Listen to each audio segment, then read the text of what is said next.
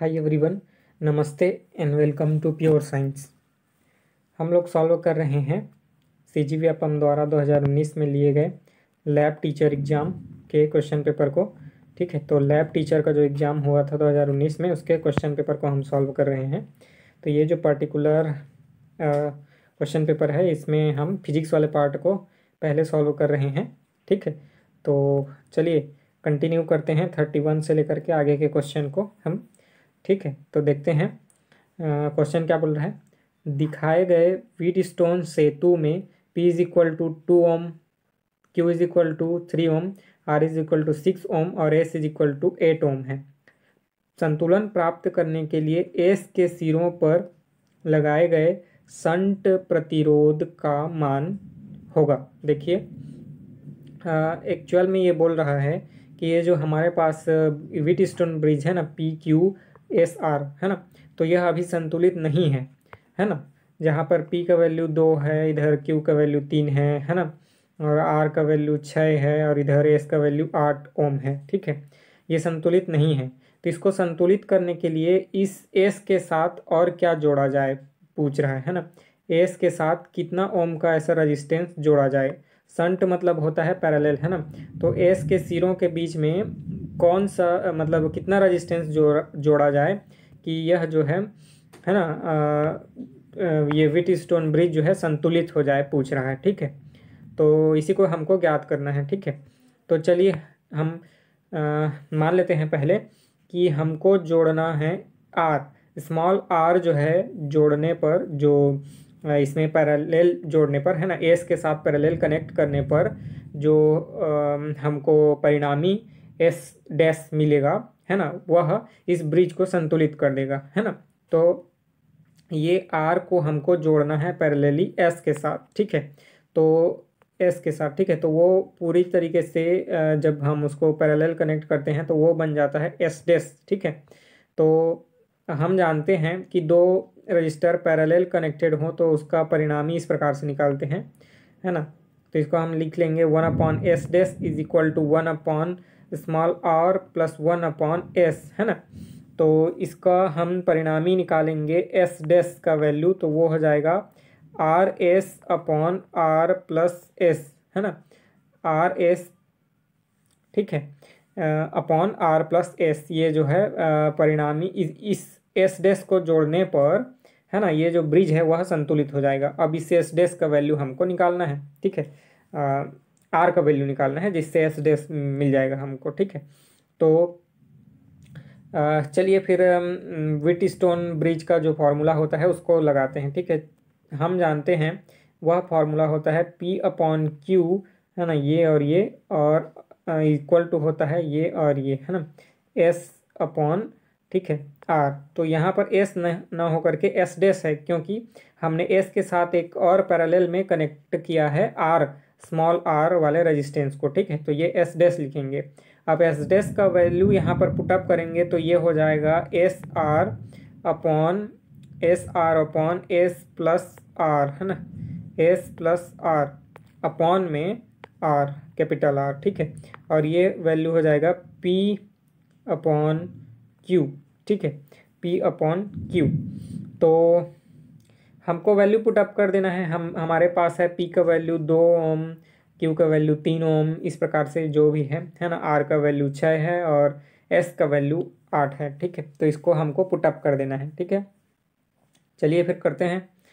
तो ये हो जाएगा हमारे पास P/Q था, तो वो हो जाएगा 2/3 इक्वल, ठीक है, SR/S प्लस R था। ठीक है, तो S का वैल्यू है 8, है ना, R हमको पता नहीं है, इसी को हमको ज्ञात करना है, और 8, है ना, जो कि S का वैल्यू है, प्लस R, है ना, और अपॉन में कैपिटल R का वैल्यू कितना है, 6।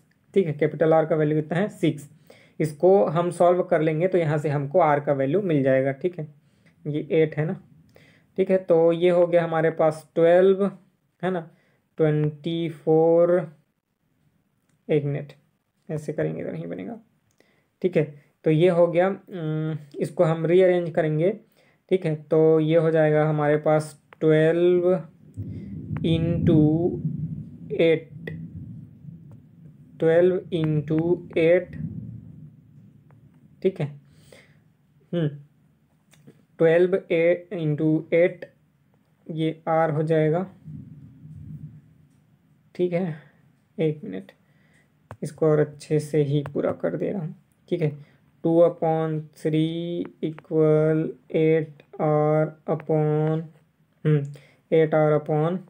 8 प्लस R इंटू 6, ठीक है।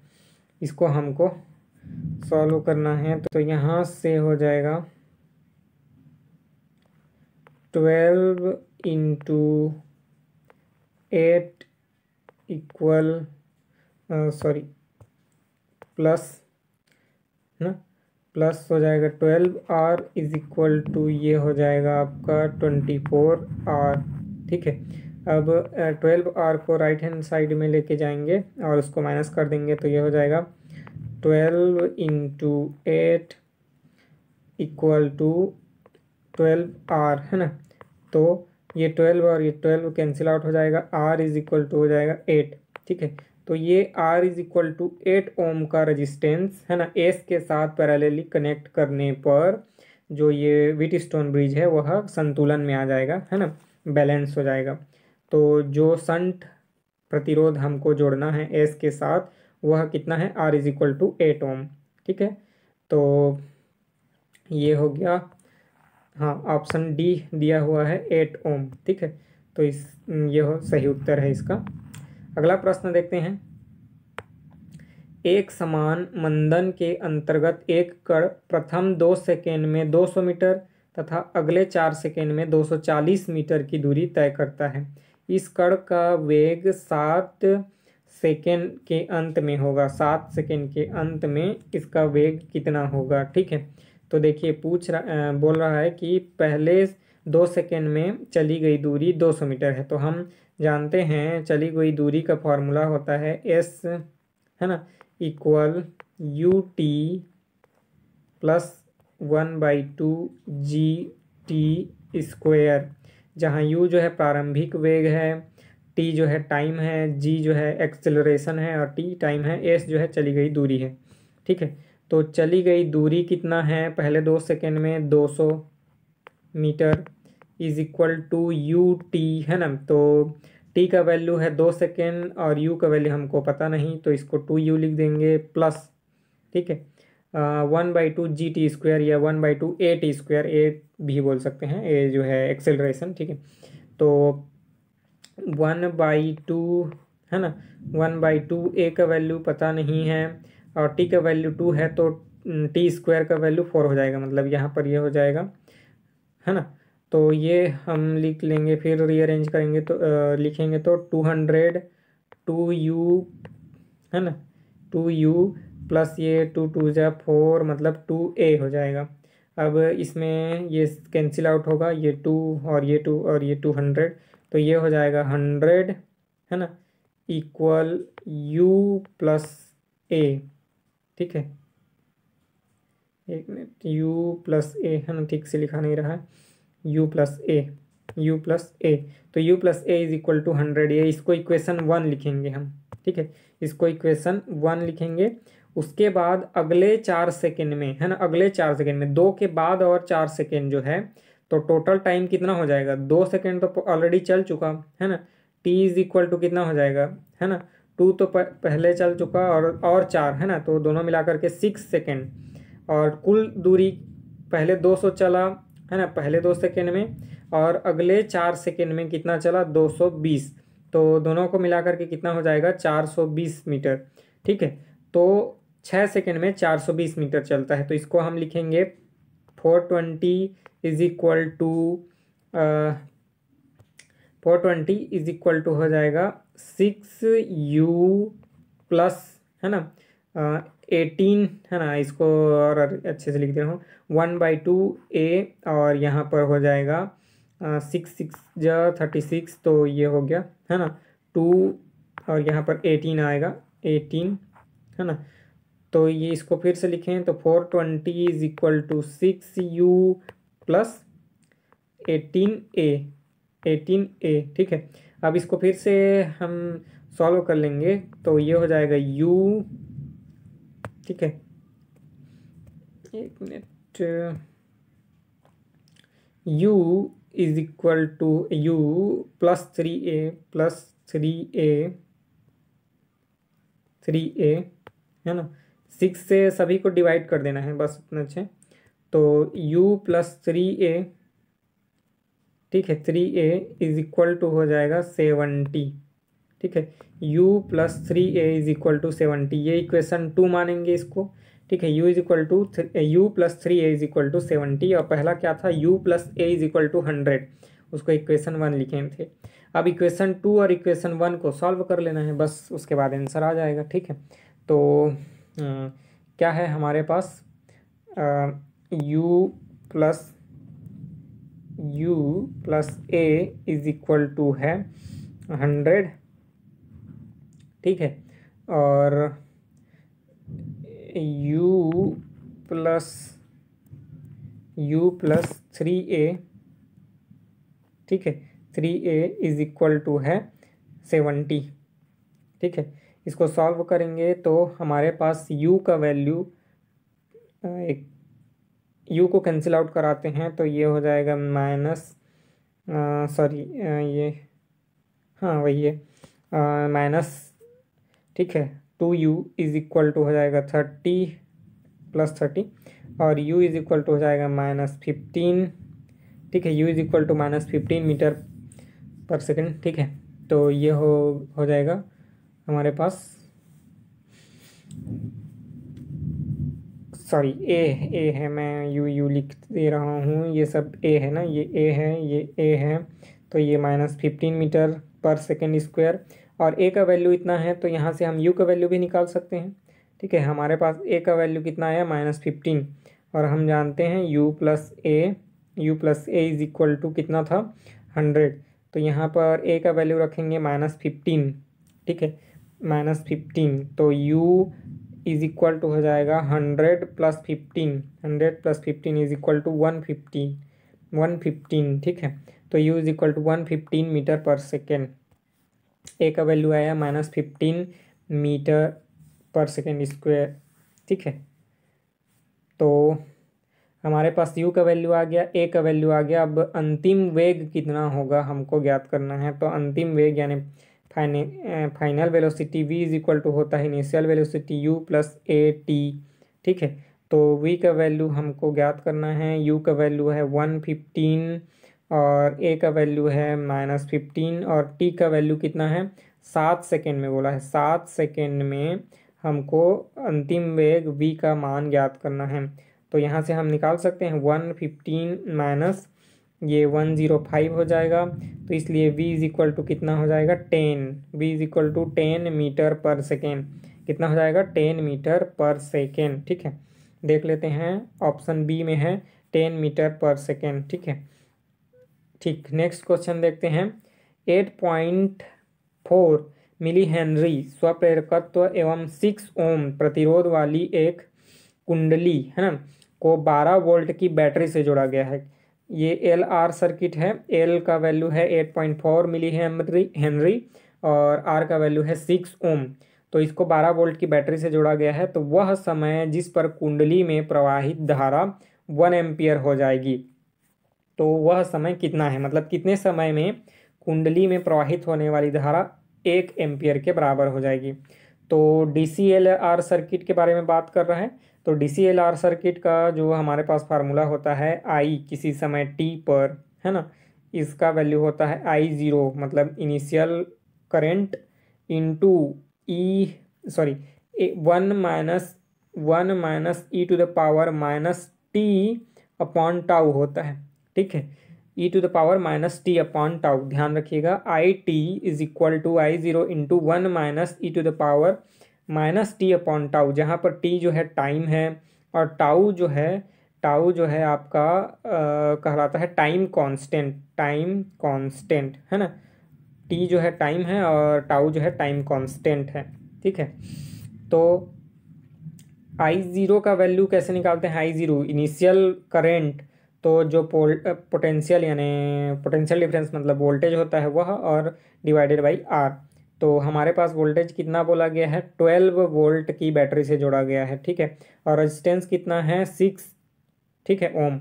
तो आई जीरो का वैल्यू कितना हो जाएगा, 2 एम्पियर। आई जीरो का वैल्यू 2 एम्पियर इनिशियल में, ठीक है, इनिशियली कितना है, 2 एम्पियर। अब ये 1 एम्पियर हो जाएगा, उस समय को ज्ञात करना है, मतलब कितने समय में 1 एम्पियर हो जाएगा, ठीक है। तो फार्मूला में रखते हैं फिर, है ना। टाउ इज इक्वल टू होता है, टाउ का वैल्यू होता है एल अपॉन आर, ठीक है। टाउ का वैल्यू कितना होता है, एल अपॉन आर, इसको बोलते हैं टाइम कांस्टेंट। एल का वैल्यू है 8.4 मिली हेनरी और आर का वैल्यू है 6, ठीक है। ये हो जाएगा आपका 1.4 मिली सेकेंड, ठीक है, 1.4 मिली सेकेंड, ठीक है। तो इसको ध्यान रखिएगा, 1.4 टाउ का वैल्यू, ठीक है। अब फार्मूला में रखते हैं जो हमारे पास था, I T is equal to I zero into 1 minus e to the power minus t upon tau, ठीक है। तो आई टी का वैल्यू कितना है, 1 एम्पियर हो जाएगा, है ना। आई टी जो बोला ना, मतलब टी हमको ज्ञात करना है जिसमें आई का वैल्यू 1 एम्पियर हो जाए, तो इसलिए हम यहाँ पर रखेंगे 1 एम्पियर, है ना। आई जीरो का वैल्यू कितना आया था हमारे पास, 2 ampere. 1 minus e to the power minus t का वैल्यू कितना, है ना, टी का वैल्यू कितना हमको पता नहीं है, वो उसी टी को तो ज्ञात करना है, ठीक है। और टाउ का वैल्यू कितना है, 1.4, टाउ का वैल्यू कितना है, 1.4। इसको हम सॉल्व करेंगे, 2 को इधर ला के डिवाइड करेंगे, कितना हो जाएगा, 0.5, 0.5 इज इक्वल टू 1 माइनस, है ना, e to the power minus t upon 1.4, t upon 1.4, ठीक है। अब इसको इस तरफ लेके आएंगे तो, है ना, रीअरेंज करेंगे। उसके पहले ठीक है, इसको यहाँ ले आएंगे 1 को इस तरफ, या बोलें कि 0.5 को राइट हैंड साइड ले जाते हैं, इसको राइट हैंड साइड, और e to the power minus t by 1/4 को, 1.4 को लेफ्ट हैंड साइड ले जाते हैं, ठीक है। तो ये हो जाएगा आपका minus e to the power, sorry plus हो जाएगा अब ये माइनस टी, है ना, ये हो जाएगा प्लस, अब माइनस टी अपॉन 1.4 इक्वल हो जाएगा 0.5, ठीक है, 0.5, 1 माइनस 0.5, है ना। तो ये हो जाएगा आपका वैल्यू, ठीक है। अब दोनों तरफ जो है हम लॉग ले लेंगे, है ना, लेफ्ट हैंड साइड में लॉग ले लेंगे, राइट हैंड साइड में लॉग ले लेंगे, ठीक है।